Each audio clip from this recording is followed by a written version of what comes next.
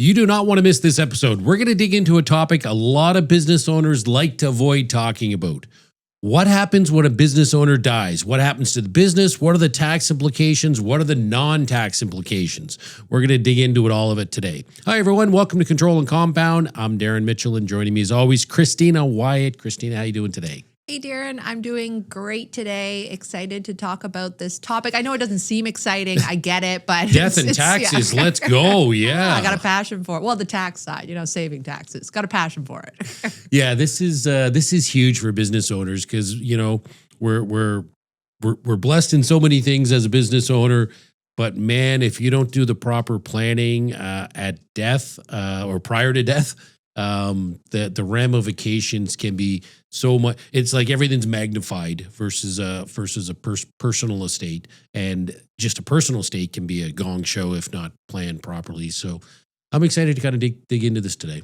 Yeah, we're going to talk about some planning, but before we get started, if you are listening on your favorite podcast platform, please make sure that you subscribe and leave that 5-star review. And if you're listening or watching on YouTube, please like, subscribe, and hit that bell button so you always know when new content is coming out. And don't forget to follow us on social media at Control and Compound on Instagram and TikTok. All right, so let's dig into sort of the first part and talk about understanding death and taxes in Canada. So when you die, it's all your assets are basically what they call a deemed disposition. So what is a deemed disposition? Well, CRA, as far as CRA is concerned, you sold everything the day before you died or the day of you died. Just before you died, woohoo, let's sell everything. So let's walk through that. So your principal residence.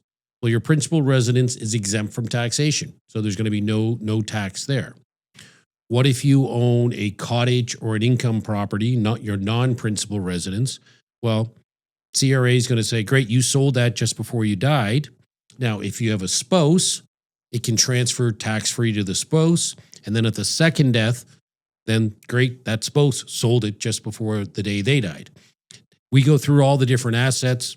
You go through your RRSPs, deemed disposition, taxable event, tax-free to the spouse, fully taxable on the second death. And then private corporations, which is kind of our focus today. So you've started this business, 20 years ago, and you die still owning this business. As far as CRA is concerned, you sold that business the date just before you died. That was a deemed disposition.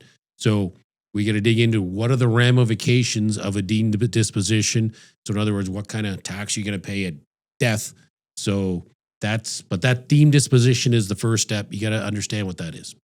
Exactly. And I'm going to correct one little thing right there. And it's not that the business was sold, but the shares that you own in the business. And that's important because a lot of people might think that I have a corporation, it's a separate entity. So that means when I die, that there's nothing's going to happen. All my assets are in that corporation lives on. And you're absolutely right. That corporation lives on. You're not impacting the assets or anything in that corporation.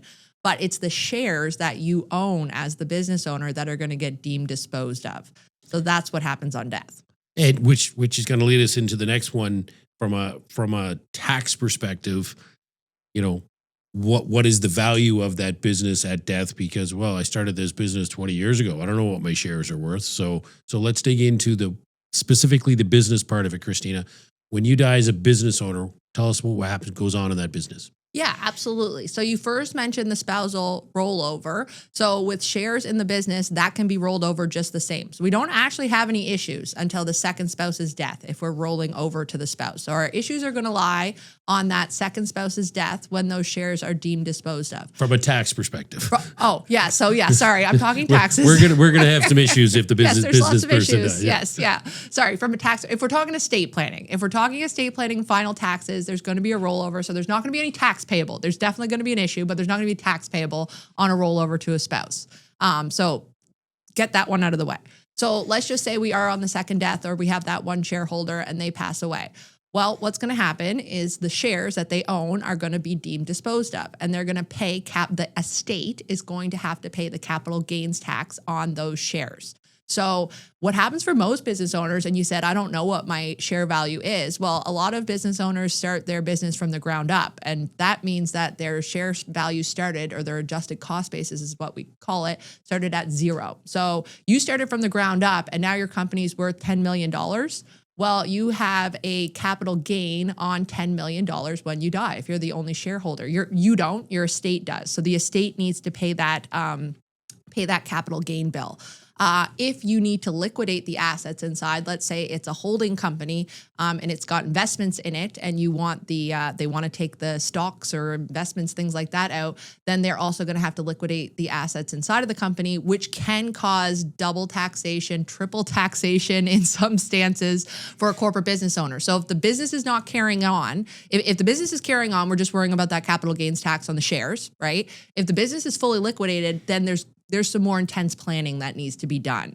So that's working with an accountant, and accountants know how to do this. There's different strategies, pipeline strategy, things like that happen on that shareholder's death if that corporation's winding up. You cannot just pretend like it's not happening though and not do any tax strategies. Otherwise you could potentially get taxed 1, 2, 3 times. Once on the capital gain, once when you sell the assets in the company, once when you redeem the shares. It can get very taxy at the end of the day, but accountants know how to deal with this. So they can't eliminate the taxes. They can eliminate a couple layers. Yeah, usually if I'm doing like an estate planning calculation, what we're going to look at is the capital gains tax on the value of the shares. Like that's a very simple way to do it, to calculate, okay, what am I going to owe, or what is my estate going to owe for taxes?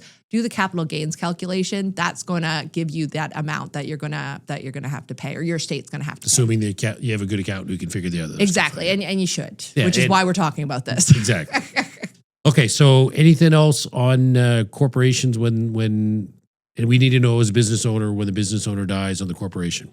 No, so that's what's going to happen. I do want to get into some other strategies that we can use, like we said, talking about from the tax planning, but I think that's a very good overview as to what happens from a corporation standpoint when the shareholder passes away. They're going to pay that capital gains tax on the shares that they own. Okay, cool. So let's go through some of the other tax triggers at death for, RRSPs. So if you have $1 million in RRSPs and you have a spouse, it's going to go tax-free to your spouse. If you do not have a spouse, you're single or your spouse is predeceased you, now that $1 million is going to be fully taxable as income. So what does that mean as income? So let's say your terminal tax return, that means your last year you were alive, you made $100,000, great, and you had $1 million in your RRSPs. When the accountant does your terminal tax return, they're going to say, okay, Darren made $100,000. Oh, and $1 million withdrawal from his RRSP. So that's $1 million taxable income. So the income for the year is $1.1 million. So depending where you live in Canada, ballpark, you're paying at least 50% tax on that. So your RRSP is going to be taxed at roughly 50% at death, assuming you're not in a low tax bracket. And most people that have significant RRSPs can't be in a low tax bracket because that full lump sum comes out at death. Principal residence, that's our one exemption. So that would be tax-free, whether you have a spouse or not. So you can leave it to your kids, you can leave it to your spouse. That's going to be tax-free. But all those income properties you have, or the cottage you have, those are going to be subject to capital gains. So if you bought a cottage for $100,000 and you die and it's worth $1.1 million, now we're talking about $1 million gain, okay? $1 million capital gain. Half of that would be included in for taxes. So $500,000. So again, you're going to pay roughly $250,000 tax. Your state's going to pay $250,000 tax. And that's where we really run into, especially in Ontario and some of these places where old family cottages and properties in the Muskokas that were years ago started, bought for not a lot of money, and now are in the millions of dollars. You get a situation where the kids can't afford to pay the tax to keep the cottage. So again, the importance of strategy, tax planning when it comes to that, to see if you can do that. The other one, people on the income properties, people love depreciation on income properties. You buy an income property, you're writing off the interest, you're writing off the depreciation. Well, there's a recapture of that depreciation at death. So that's that can be significant, especially if you had a income property for a long period of time, with the time you rate that off. So Christina, tell us just the corporate real estate. What else am I missing on the corporate real estate where you got to be aware from a taxation standpoint? Yeah. So just going back to the real estate investor for a minute, and you've got that recapture of depreciation costs, that's going to be taxed at full income. So you don't get the capital gains there, keeping that in mind. And when it comes to personally owned real estate, you cannot offset that capital gain by the mortgage. So if you think, hey, I've got a mortgage that's outstanding, that's almost near the same cost of that of the fair market value of the corporation, that should offset this gain. It does not offset the gain, right? So I've seen it where people have the mortgage, the depreciation cost, and it's not even enough to cover the tax bill. By the time you go to sell that property, doesn't even cover the tax bill because you've used that depreciation. So just keep that in mind on the personal real estate side. So what a lot of people will do is they'll put their real estate inside their corporations for many reasons, but one of the big ones is using our corporate dollars for real estate and whatnot. So what's the difference between the real estate in the corporation versus personal? Well, that real estate is going to add to the value of the shares, right? So if you've got a $10 million real estate portfolio, that is your share value is up by $10 million. Offset against the mortgages, though. So this is where corporate real estate can be, where it differs a lot, is that if you have a 10 million portfolio, but you have a 9 million in mortgages, just simple math, well, really the share value is only going to go up by that $1 million when we're doing that calculation from the estate tax perspective. When we're looking at estate taxes, and that's what we're talking about today, right? So I'm not getting into the nitty gritty here, but high level, that mortgage is going to offset the cost from the taxes payable from the estate side. Yeah, so it could be hugely beneficial to have corporate-owned real estate in some cases. Yeah, when you're doing your estate planning. And then another note on your primary residence is that you can pick and choose your primary residence. So just because you live in your primary residence. So what we're saying is tax planning is very important. There's lots of different things that we can be doing, right? When we're looking at real estate in our corporation, picking our primary resident, all those things. And it's really tough to do tax planning when you're dead. So you really got to do this prior to dying, many years prior to dying. But let's talk about dying, because we are in the life insurance game. And Christina, we've been through so many different death claims and of business owners and real estate investors and clients through the years, and almost oftentimes there's big problems. There's problems with tax. There's problems with business continuation. There's problems with family squabbles. And our experience is pretty straightforward. What typically solves almost all of these problems is a giant bag of cash. Tax-free cash, right? A giant bag of tax-free cash. And that really brings in the importance of life insurance, especially for those corporate situations where we're able to use those corporate tax-efficient dollars, those dollars we might only pay 12% tax on, using retained earnings by that corporate life insurance. That can mean the difference of the business continuing, the real estate continuing, or there being an absolute fire sale and the family just being devastated and fights and squabbles. So all tax planning is important, but you got to include that life insurance as part of the tax planning. Yeah, so life insurance obviously is one of my favorite tax planning tools. There are some other tools that I just want to touch on or strategies that you can use as well. Life insurance works very well with every single one of them. Keep in mind, the life insurance is still a prominent piece. But there's other things that you can do in your corporation. So you can do freezes, so share freezes, where you freeze the value of your shares and have that growth go to kids, family trusts in some cases. So we use family trusts when it comes to estate planning for corporate business owners. We freeze the value. Family trusts own shares. That's a big one. We use holding corporations to, take personal assets outside of operating companies so that we can look at those differently than the operating company and make sure that the operating company continues on without having to deal with that, the holding corporation taxes, that kind of thing. When it comes to operating companies, we look at buy-sell agreements put in place so we know exactly what happens to the shares on death. Like, you don't want to be in a partnership and find out that the spouse is now taking the shares over. We haven't planned for this. There's no money to pay out the shares. So we, again, add life insurance there. But buy-sell agreements are important, using using the trust like we talked about, making sure that your wills are up to date. So I'll run into the question a lot, do I have to have my kids as shareholders in the corporation to make sure that they are going to receive the asset or the assets of the corporation if I die? And they don't have to be shareholders at the time, but the will has to dictate that the shares, if your spouse passes away, the shares will eventually go to the kids. So it's your will that's going to decide where those shares go. Extremely important as a corporate business owner to make sure that those wills are kept up to date as well, because that's going to dictate who's going to own those shares and those assets eventually with the shares too. So there's lots of different strategies that I use when I'm working with business owners, the freezes, the family trusts, but adding that life insurance on top of it, the big bag of tax-free cash that comes with it is even more important, because we know, and we talk about it a lot with corporate life insurance, it's going to credit the capital dividend account, which isn't just tax-free to the corporation, guys. That is the new shareholder is able to pull that money out tax-free personally as well, which is huge, because when I talked about that capital gain at the beginning, that has to be paid personally. That's personal. The corporation can't pay that. We need to pull the money out. So being able to pull it out tax-free with a capital dividend, very efficient, very efficient. When we show these, show these concepts and to business owners, and it's like, here's the power of using life insurance in a corporate situation. It's like the probably the number one line we get is, this is too good to be true. How can I be so much better off, or my family be so much better off? So again, encourage you to learn more about that. So Christina, I want to jump to an example, because I thought it'd be really useful today to kind of give a big picture example. And again, we're going high level here. We're not digging into every little thing, but high level.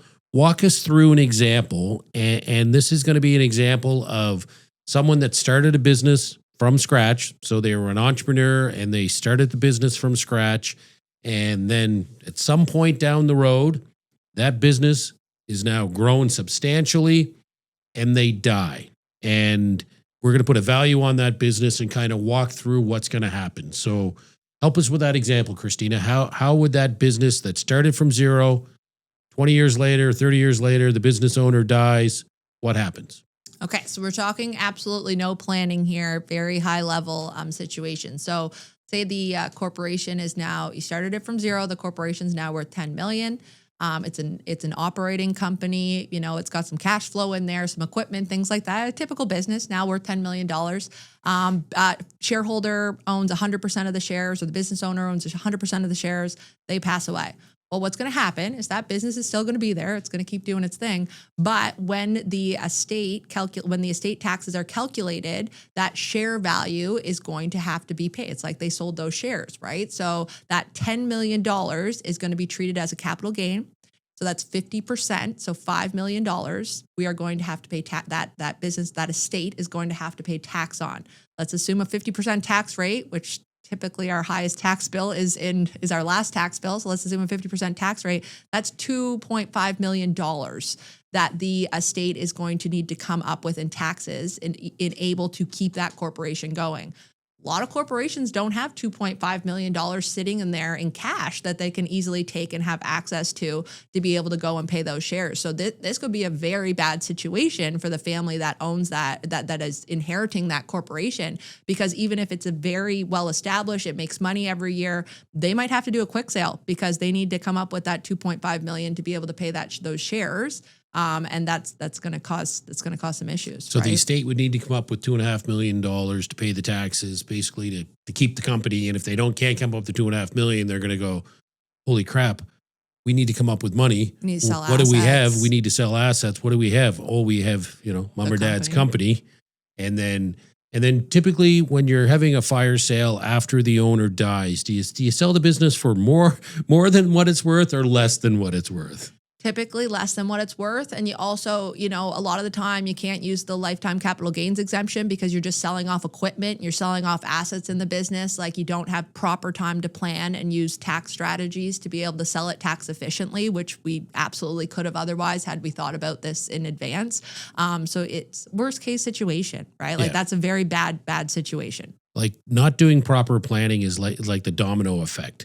It's like one decision of not doing proper planning, all of a sudden, to your point, is, well, now the business has to be sold. Now it has to be sold as assets instead of shares. Now we can't use the capital gains exemption.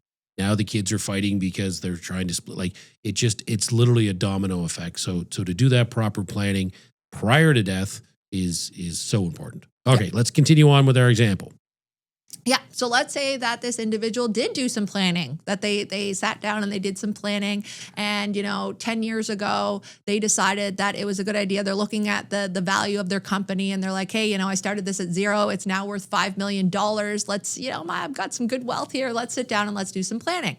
And maybe one of the first things they do is they say, let's freeze the value of these shares, right? We've got $5 million. Your company's now worth $5 million, which we now know what the tax liability is going to be on your death, right? If we do the 50% capital gains on that, we know exactly what the tax bill is going to be at this point. Why don't we lock that in? We can do that, right? So let's lock it in. The $5 million in shares, you're going to own those shares. And what we're going to do is we're going to reallocate all future growth to a separate set of shares that are owned by a family trust. Let's bring a family trust in here too. They're doing some complex, well, it's not even complex when you look at it, but they're doing some planning and they bring in a family trust. And now the family trust owns the shares where all of the growth in the company is going to be allocated to. So they add that. The growth over $5 million. The growth over $5 million. Yes, we're going to keep the $5 million because we don't want to pay any tax. We're going to leave it as it is. But any new growth in the company, because remember we talked about it now, we're 10 years later, the company's worth $10 million. Well, that $5 million of growth is now owned by the family trust. It's not owned by the business owner. The business owner owns the initial $5 million in shares. The family trust now owns the $5 million of the growth in the company. So we've done that planning, and maybe they add a nice little life insurance policy into the mix as well. And it's got I'm going to keep things super simple. It's got a $5 million death benefit that's on there. So now, fast forward 10 years, this corporate business owner passes away. Well, we know exactly what we're dealing with from an estate tax perspective, right? Because we have that $5 million that we're going to have to pay. That's the share value. Let's say they didn't redeem any shares. There's lots of things that could happen, absolutely, if you're listening and you're tax complex. But let's just say that $5 million is still there. We're going to pay the tax on it. So we've got $2.5 million at 50%. We've got a tax bill of $1.25 million. We know that, right? We knew that we were going to have that. $1.25 million because of the tax planning we did versus $2.5 million that they would have paid with no tax planning. Yeah, so and we cut the tax bill in half by $1,250,000. Exactly, and the reason for that is because when you die and the family trust owns those shares, nothing's happened to those shares, right? The family trust is still living. It's you that have passed away, and those shares can be allocated to the different beneficiaries of the trust. And we're not going to dig into that today, but what this means is you've done planning so that that tax can be deferred. That $5 million can be deferred. So now we're paying $1.25 billion in tax. And we also have this nice bag of tax-free cash that comes in from our life insurance policy. And we've got $5 million that comes into the corporation tax-free. We can now declare a dividend for the $1.25 million that we need to pay in tax, have that cleared up. And the rest can come out tax-free, but maybe they want to keep the money in the corporation for now because they're investing, things like that. And it doesn't have to be decided today.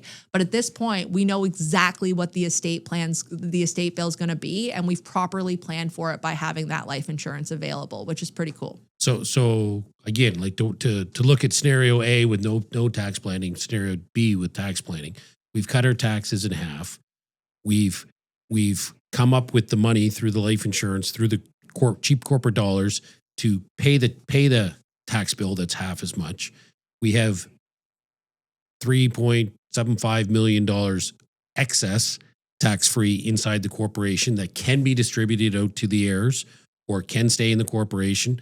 So the corporation can maybe survive that period of transition when the business owner dies and all of a sudden the creditors are looking at your company a little differently.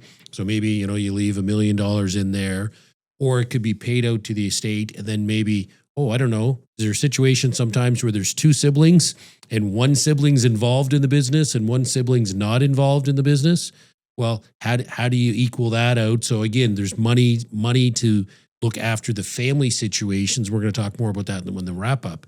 But it is, which one of those scenarios do you want to be? Do you want family cohesiveness? Everyone's happy.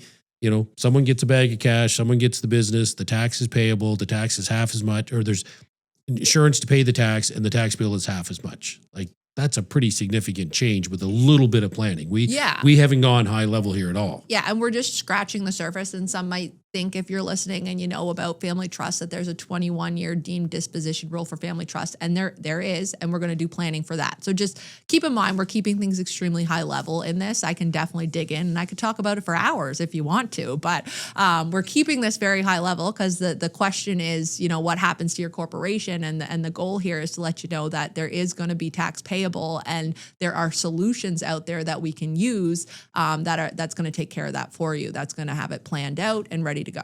Okay. Anything else on the example?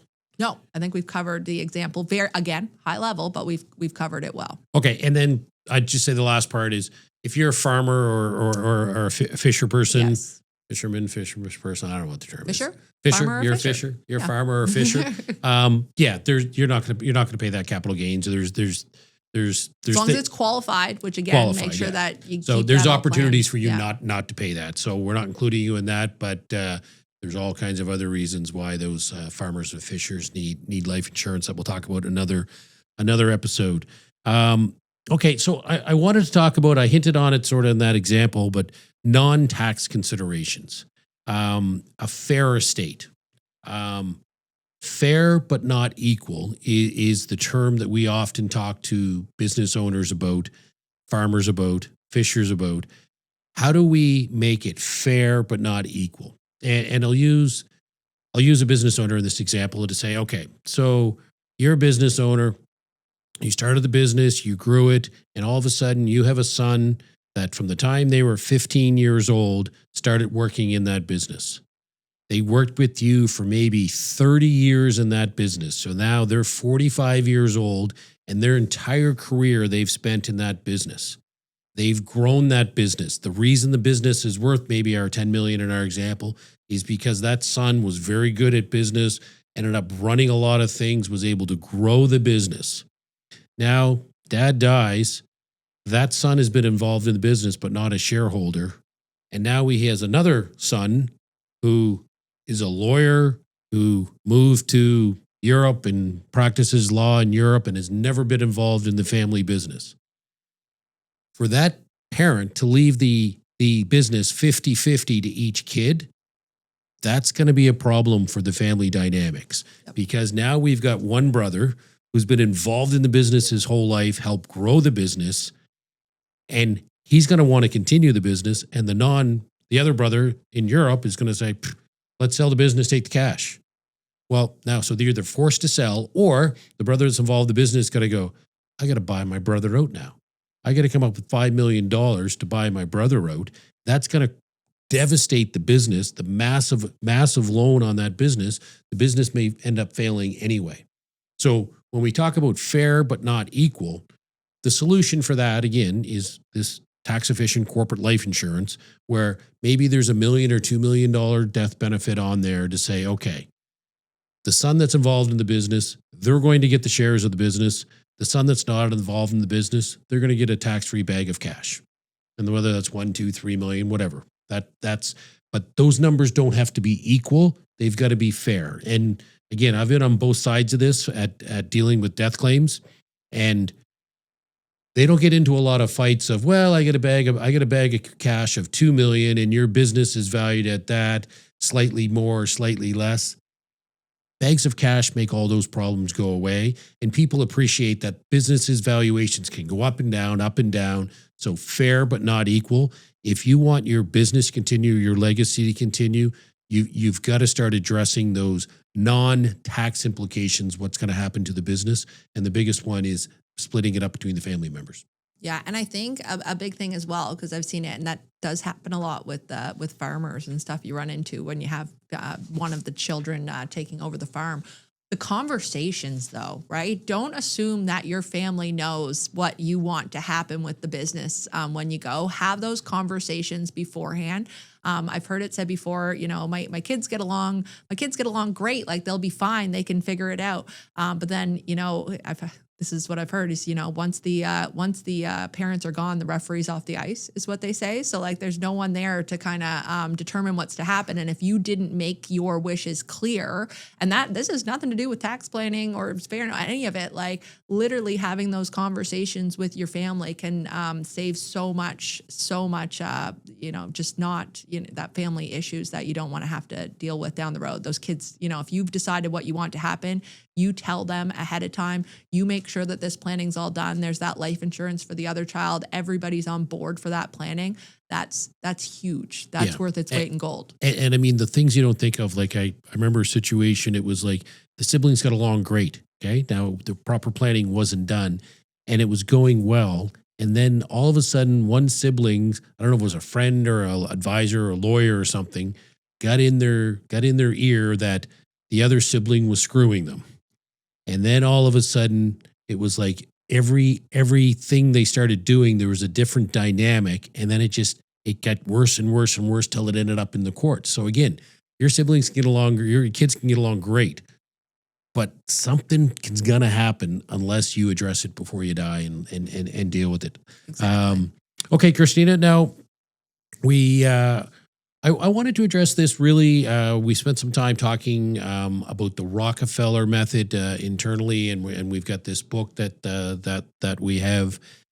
Let's look at this from the Rockefeller Method because they were really the ones to take planning to the next level.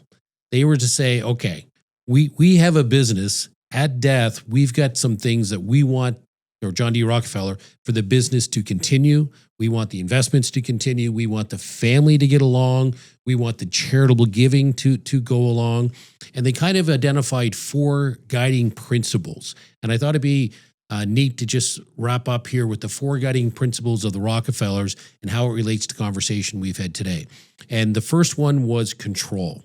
So John D. Rockefeller said, I want to make sure the money stays together, that he's in control of what happens to it in life, in death, in the sense that he doesn't want his kids going out and blowing this money to buy 10 mansions and party every night, buy fancy cars, be terrible human beings, blow all the money and the money generation gone in a year. So he had some of those trusts we talked about. He had the life insurance set up. He had the money stay together.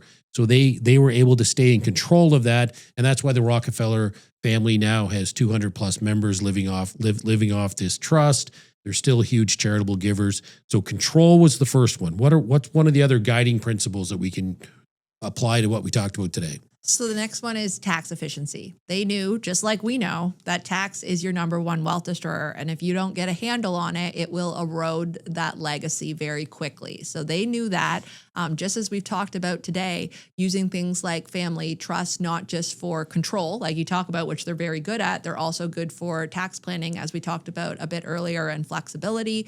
And then my all-time favorite, obviously, high cash value life insurance. That's what they used. That's what we use when we're doing corporate planning as well, and estate planning. We use that high cash value life insurance because it is the most tax efficient thing we have going as corporate business owners. It grows tax free. We spend it tax free. When we die, it's tax free, and we've got that capital dividend that we talked about. So from a tax efficiency side of things, they figured it out. They found that product that was able to give them that tax efficiency, not just for one generation, but for all future generations going forward, because this stuff's been around since, 1847, before the Rockefellers even were using it. People have been doing it, and it's been a great tax strategy. So tax efficiency number 2, and we can definitely apply the Rockefeller method here when doing your corporate estate planning as a business owner as well.